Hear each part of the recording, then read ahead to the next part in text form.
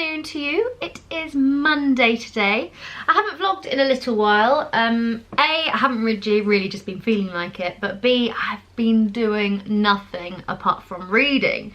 My camera's actually balancing on my book that I'm reading at the moment, but it's called Other People's Houses by Abby Waxman. I'm absolutely loving it, storming through. I'm going to try and finish that either today or tomorrow.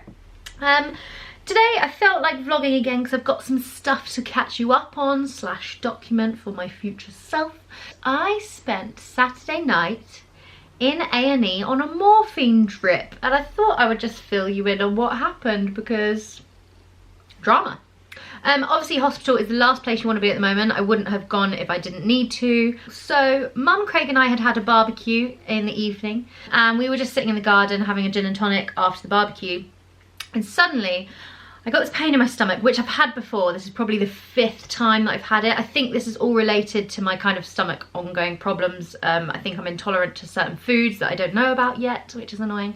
I still don't know what triggered this even now. So I started having this tummy ache, and usually I just take myself off to my bedroom. I kind of get myself in a comfortable position, usually on the floor, and just try and breathe through it until it passes. So I'd been doing that for quite a while and it wasn't going, it was just getting worse and worse. So I called Mum up to my room, she brought me a peppermint tea and a hot water bottle, and it was just getting progressively worse and worse and worse, and I didn't know what to do with myself. I started crying, I was shaking, I was hyperventilating. Honestly, like I can't describe how painful it is, but I can't believe that giving birth is more painful. I've never been in this much agony in my whole entire life. This is the most painful thing that I've ever experienced in my whole life. So it had been going on for about an hour, and we decided to call the hospital, who gave me an assessment over the phone, and they said that I need to come to A&E within the hour. I don't know how I got down the stairs, but I got downstairs into the back of Mum's car. Thankfully, we literally live in the next road along from the hospital, so Mum drove me over to the hospital. I got into A&E, I was in a wheelchair. At this point, I'm really starting to panic, it's just getting worse and worse. And then the lady at the A&E kind of reception desk told Mum that she couldn't stay and that they were going to take me straight through. Thankfully, A&E was absolutely empty. There was not one other person waiting in there, which I'm so grateful for, because I just don't know if I could have put up with that pain for much longer.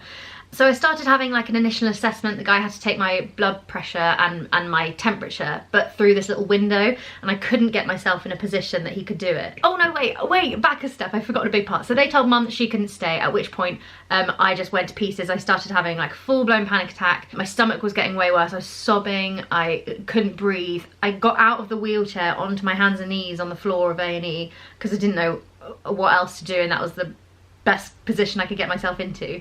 Oh, and then I started throwing up. I was in so much pain I started throwing up. They gave me a bowl. It was awful. I was begging them to put me to sleep. That's how much pain I was in. I was screaming for somebody to help me. At one point I looked up and I couldn't see anybody, and I was like, where is everybody? Please somebody help me. In that moment in time, I literally didn't care what happened to me as long as the pain stopped. So they managed to get me back into a wheelchair from the floor, and they took me to a bed. At this point, I'm hyperventilating so much that I got pins and needles all over my body, including my face and my nose, and my hands started constricting. So my hands went into this position, and they were trying to put a cannula in my arm, and she was saying, you're gonna have to relax, I can't put it in if you're like this. And I was like, I can't. And she said, you've got to slow down your breathing because you're getting too much oxygen and your whole body's like restricting. So eventually I managed to relax myself enough for her to get the cannula in. They put me on 4 different bags of fluids. I had a saline, a morphine, something for my stomach, and an anti-sickness. I had an IV in each arm. It took about probably another 15 minutes until the pain went away.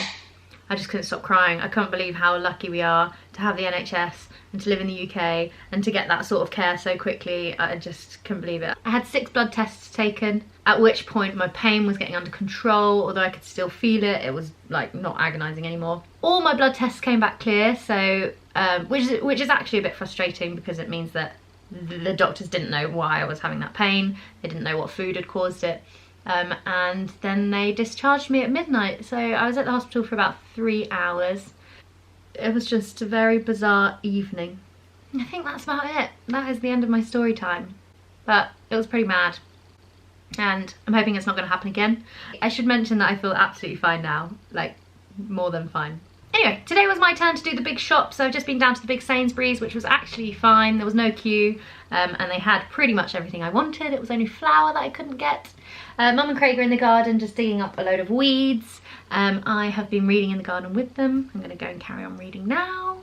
Okay, onwards and upwards with the day. Oh, let me show you my book now. Let's squeeze it out of there. So I think the last time I spoke about reading, I was reading The Guest Cat, which I finished since then. I didn't really enjoy it, not because it was bad, it just wasn't really my thing. And I've moved on to this, Other People's Houses, and as I said, I'm really, really, really enjoying this. I just remembered that there is something I've been doing over the last week, and that is that I've decided to paint all of the book covers of all of the books that I read in 2020 and make a nice piece of art out of it. So this is the first one I've read, and I've got up to Queenie, although I'm going to redo this one. And I'm just going to keep going. I've drawn out the next few that are ready. I'll probably start painting them today, actually. But they're going quite well. Bearing in mind I'm not a painter, this one in particular I thought was quite good with the shading under his chin, and this one with the reflection in the glasses. But they're coming out quite nicely. The edges look really rough, but I need to trim them down so that they're all perfectly, and they're all going to be exactly the same dimension. And then I thought I could just tile them in a frame, and that might look really nice. Wow, that looks like a weedless flower bed to me. Very good. Is it an art installation? Yeah. The broken pot. Yeah, okay. I just remembered that in my last vlog I was doing another order on the Wolf and Badger website.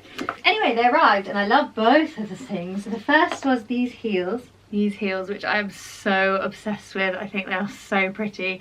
They're super duper comfortable. I wore them all around the house the day that I got them, and I think they will be a good wedding shoe for when I'm a bridesmaid. I can definitely dance in these for a long time, and I just love that they are all the pastel colours, so I'm thrilled with those. Can't wait to wear them. I've said to Elliot that when lockdown is over, we're going to go on loads of bougie dates where we get dressed up, because now I've got all these crazy clothes to wear and nowhere to wear them to. The other thing was a bit of a crazy dress, which I got in a size 12. This is slightly too big. I have ordered the 10, but I'm waiting for the 10 to arrive to decide which one I'm going to keep. But it looks like this.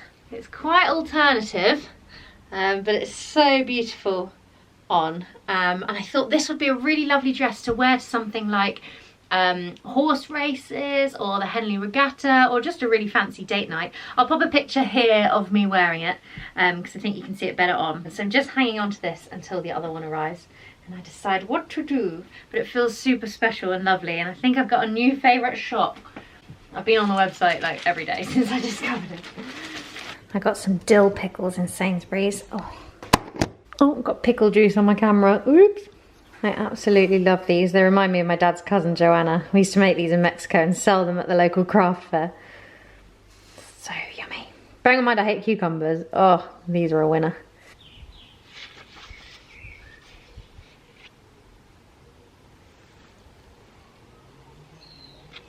We have just ordered a Thai for our dinner tonight, which I'm very much looking forward to. We're trying a new place tonight because our usual two places are closed. I just fell backwards off of this chair trying to order it. Did a very elegant roly-poly, didn't I? Yeah, he's ignoring me.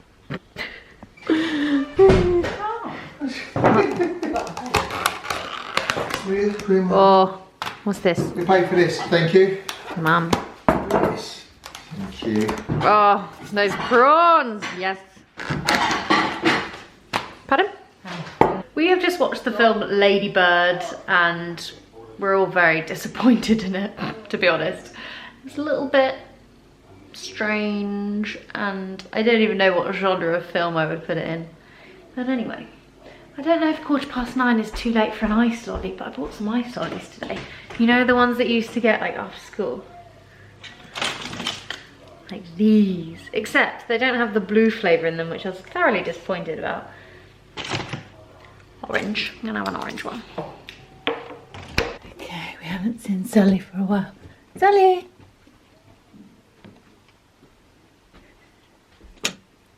Sully!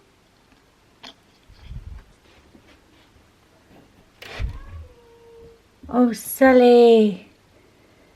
Sully, you silly Billy. You okay? Oh, how long you been in there?